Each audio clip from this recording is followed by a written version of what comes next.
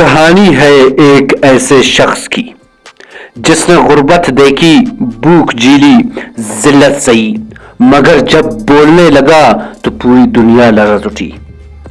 ایک ایسے انسان کی جو کبھی ایک ناکام فنکار تھا لیکن وقت نے اسے دنیا کا سب سے خطرناک لیڈر بنا دیا۔ یہ ہے کہانی ایڈولف ہٹلر کی۔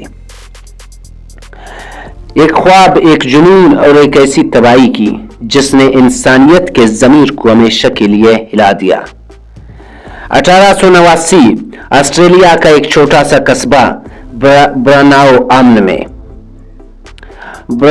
آمنے میں وہاں ایک بچہ پیدا ہوتا ہے جس کا نام رکھا جاتا ہے ایڈولف۔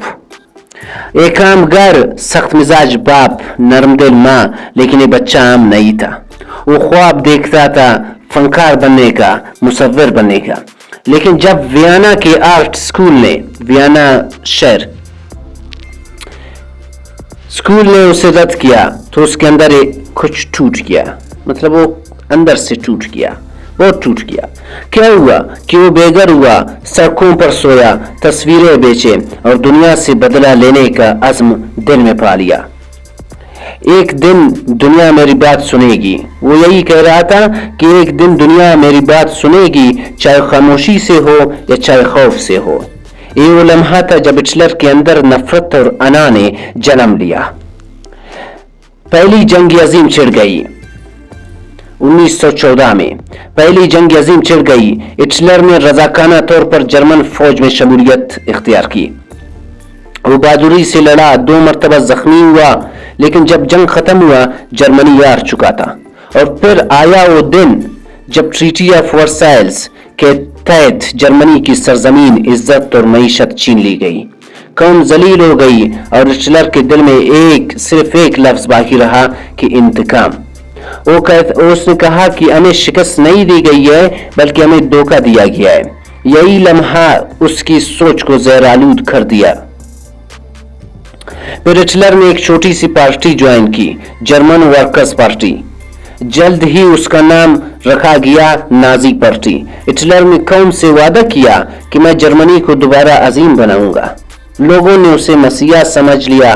اس کی آواز بجلی کی طرح گونجتی تھی، اس کے الفاظ زہر کی طرح اثر کرتے تھے۔ 1933 ہٹلر چانسلر بن گیا۔ 1934 وہ خود کو فیورر یعنی قوم کا رہنما کہنے لگا۔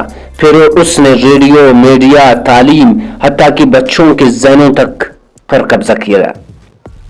قوم ایک شخص کی دیوانی ہو چکی تھی، اگر ہٹلر کہتا تو وہ سچ ہے۔ بس یہ وقت تھا جب ایک آدمی خدا بن بیٹھا تھا۔ ہٹلر کا مقصد واضح تھا۔ کیا مقصد تھا؟ کہ ایسی دنیا جہاں صرف آریائی نسل زندہ رہے، بس ختم۔ یہودی، معذور، مخالف سب کو دشمن قرار دیا گیا۔ پھر شروع ہوا تاریخ کا سیاہ ترین باب، ہولوکاسٹ شروع ہوا۔ لاکھوں لوگ گیس چیمبرز میں مار دیے گئے، ماؤں سے بچے چھینے گئے اور انسانیت چیخ اٹھی۔ ساتھ ہی ہٹلر نے دنیا پر قبضے کا خواب دیکھا۔ 1939 میں پولینڈ پر حملہ کیا اور دوسری عالمی جنگ شروع ہو گئی۔ دنیا آگ میں جلنے لگی، یورپ کے شہر ملبے میں بدل گئے، لیکن ہٹلر کو یقین تھا۔ عجیب شخص تھا، اس کو یقین تھا کہ میں دنیا کا مقدر بدلنے آیا ہوں۔ اب تقدیر نے اپنا رخ بدل دیا۔ روسی فوج برلن کے دروازوں تک پہنچ گئی۔ ہٹلر کے سپاہی بھاگ گئے، جرمنی تباہ ہو چکا تھا اور وہ شخص جو دنیا کو جیتنا چاہتا تھا اب اپنے بنکر میں قید تھا۔ اپنے آخری لمحوں میں ہٹلر نے اپنے محبوبہ ایوا براؤن سے شادی کی اور اگلے ہی دن زہر کھا کر خودکشی کر لی۔ 30 اپریل 1945 دنیا نے ایک دور کا اختتام دیکھا۔ ایک ایسا شخص جو انسانیت کو بچانے نہیں بلکہ خود کو خدا ثابت کرنے نکلا تھا، اپنے ہی زہر میں ڈوب کر مر گیا۔ ایڈولف ہٹلر صرف ایک نام نہیں، انسان کی سب سے خطرناک کمزوری کی علامت ہے طاقت کا نشہ۔ جب طاقت کا نشہ چھڑ جاتی ہے تو انسان خود کو وہ کہتا ہے کہ بس میں ہوں اور کوئی بھی نہیں۔ ایڈولف ہٹلر نے تو قوم کو عزت دی مگر انسانیت چھین لی۔ اس نے نظم دیا مگر آزادی مٹا دی۔ اس نے دنیا کو بدلا مگر خود کو فنا کر دیا۔